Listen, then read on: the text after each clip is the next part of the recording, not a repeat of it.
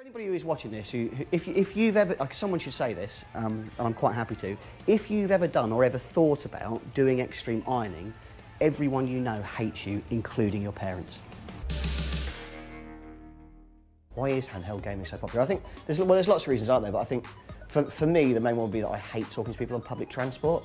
So just make sure you've got your headphones in there. That's the trick. I learned that the hard way on a train to Bristol. Well, my first console was the original Game Boy. And I was very lucky, I got it with the Simpsons game Escape from Camp Deadly. So I was really excited, I was probably about 10 or 11, and I loved the Simpsons. They were massive then, so I'd like to get a Game Boy and a Simpsons game. That was like all the Christmases and birthdays come at once. But it's dreadful. But it taught me a very important life lesson, which is that the people who have the rights to like movie and TV franchises will quite happily rinse children for their money. My favourite mask is probably the postman's hat. I think the postman's hat perfectly sums up the tortured logic in a Zelda game, because for some reason you've got the moons hurtling towards Termina, and rather than try to do anything about that, you just help the postman deliver letters so you can borrow his hat. The important thing about Walking Dead is the conversation stopped about it being an episodic game or a short game, like it wasn't long, and it just became about it being a good game.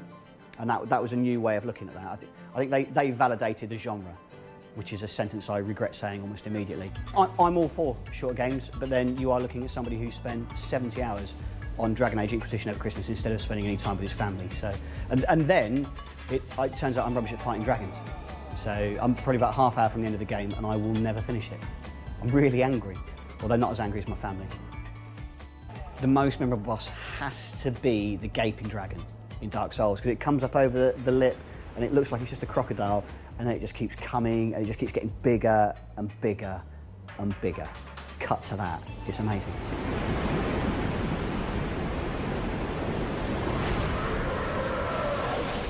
I've got a job, I've got a wife, I've got friends at last. I've got stuff to do. I haven't got time to die 6,000 times playing a game. All I want to do is I want to see all the shiny, pretty things that you've made and just enjoy distracting myself from how much of what little remains of my life I'm wasting. I am dreadful at Call of Duty multiplayer. You remember when you were at school and you play football? And you'd pick teams and the rubbish ones would always get picked last. That was me, and I think it's the same with Call of Duty multiplayer. If people could actually see everybody else lined up, I'd be the one that ended up stood watching everybody shoot each other while I held their coats. I think if you're passionately arguing about whether Call of Duty or Battlefield is better, I'd probably recommend you try like sports or dating. I mean, to be honest, I've never been that into deathmatch battle stuff. Historically, I've not been very good at it, but I've actually quite enjoyed Splatoon. I think partly because I really like Nintendo, but also because on Splatoon you can't hear Belgian kids insulting your relatives through the telly. I think the main reason online multiplayer has become so popular is because most games have just stopped letting you do local multiplayer, so there's literally no choice. I'm sure it's got nothing to do with the fact that if there's only online multiplayer, they have to sell you 2 copies so you can play it with your mates though. I think it's easy to forget just how exciting those games were when they first came out, because they haven't aged well. I mean, they're still quick, they're still very, very fast, but graphically they look very dated. But that was one of the first times in gaming you could really whiz around in a fully 3D environment, albeit a 3D environment with flat walls covered in fascist iconography. My favourite shooter is GoldenEye on the N64. That completely hijacked my time at university. If I hadn't been playing that every day at university, I would probably now have an incredibly well-paid job in the city rather than earning a few quid a week playing computer games in my pyjamas. And for that, I am eternally grateful. 3 of my favourite franchises are Halo, Mario and Uncharted. I'm a guy who's got a lot of consoles in his house, but very few quality kitchen appliances.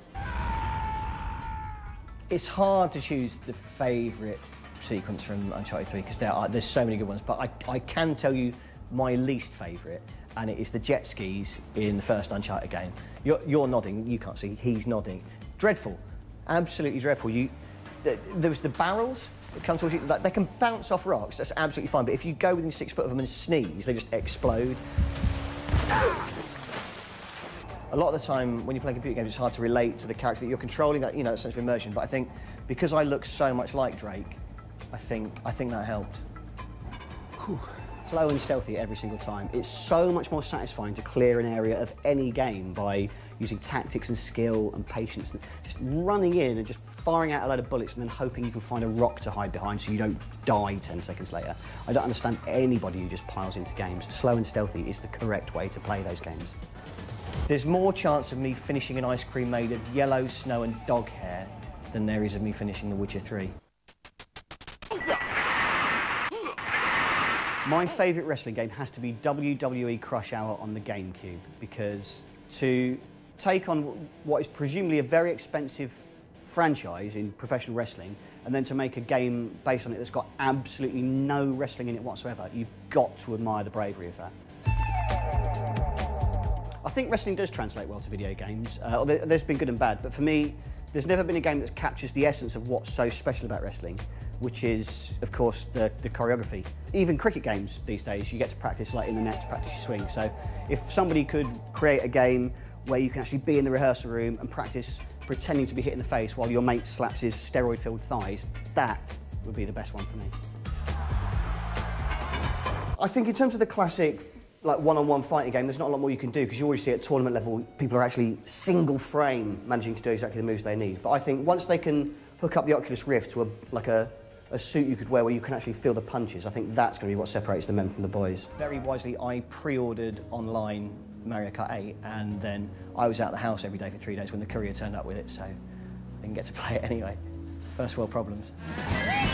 The hype exists to get us more and more excited, so that in the build-up to it, we all convince ourselves we've got to have the games. It's, you know, having said that, I'm like everyone else in that the moment I see that there's new information about a game that I'm excited about, I rush straight for it. But sometimes it just feels like it all exists just to convince us to pre-order another £100 box set with some shonky plastic figurine and an exclusive pair of DLC socks you can wear in game.